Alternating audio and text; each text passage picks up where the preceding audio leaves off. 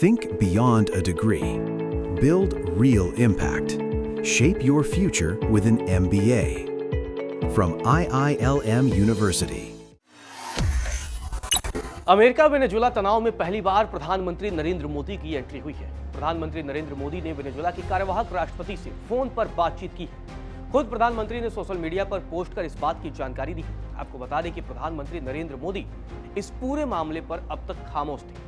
भारत के विदेश मंत्रालय की तरफ से वेनेजुला और अमेरिका तनाव पर लगातार बयान दिया जा रहा था, लेकिन पहली बार हुआ है कि प्रधानमंत्री नरेंद्र मोदी की सीधे तौर पर एंट्री हुई है और वेनेजुला की कार्यवाहक राष्ट्रपति से प्रधानमंत्री ने फोन पर बातचीत की है। और ये बातचीत इसलिए अहम मानी जा रही है क्योंकि अमेरिका के साथ ट्रेड डील को लेकर और टैरिफ के मसले पर भारत और अमेरिका के बीच लगातार तनातनी है। और दूसरी तरफ अब प्रधानमंत्री नरेंद्र मोदी ने वेनेजुला की कार्यवाहक राष्ट्रपति से फोन पर बातचीत की है।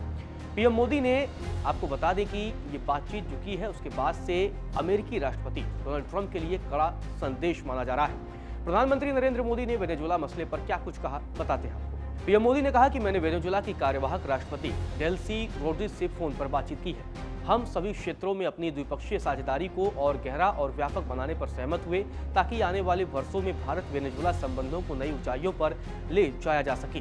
प्रधानमंत्री नरेंद्र मोदी ने कहा कि हमने द्विपक्षीय मुद्दों पर बातचीत की है। वहीं इस पूरे मसले पर अब वेनेजुला की कार्यवाहक राष्ट्रपति का भी बयान सामने आया है।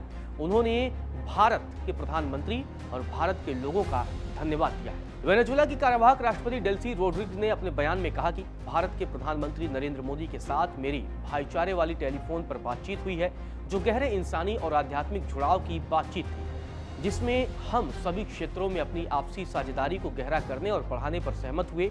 मैंने भारत सरकार और भारत के लोगों द्वारा हमारे देश के प्रति दिखाई गई एकजुटता के लिए अपना आभार व्यक्त किया। प्रधानमंत्री मोदी ने वेनेजुला के लोगों की शांति, संप्रभुता और स्वतंत्रता की रक्षा में उनके साथ खड़े होने की अपनी इच्छा दोहराई। हमने एनर्जी, एग्रीकल्चर, साइंस और technology, pharmaceuticals industry, mining, automotive sector और टूरिज्म में स्ट्रेटेजिक कोऑपरेशन पर चर्चा की और 2026 में अपने रिश्तों को फिर से शुरू करने के लिए एक कॉमन रोड मैप के साथ आगे बढ़ने पर सहमत हुए। प्रधानमंत्री मोदी और डेल्सी रोड्रिग्स के बीच ये पहली बार बातचीत हुई है। यह आधिकारिक बातचीत है। मादुरो के पतन के बाद आपको बता दें, भारत ने बहुत ही संतुलित अंदाज में नई सरकार के साथ संवाद स्थापित करने के अपने हितों को सुरक्षित करने की कोशिश की है। आपको बता दें कि 3 जनवरी को अमेरिकी राष्ट्रपति डोनाल्ड ट्रंप की सेना ने मादुरो को गिरफ्तार कर लिया था। वे वेनेजुला के तत्कालीन राष्ट्रपति थे और उनके साथ उनकी पत्नी को गिरफ्तार कर लिया गया था।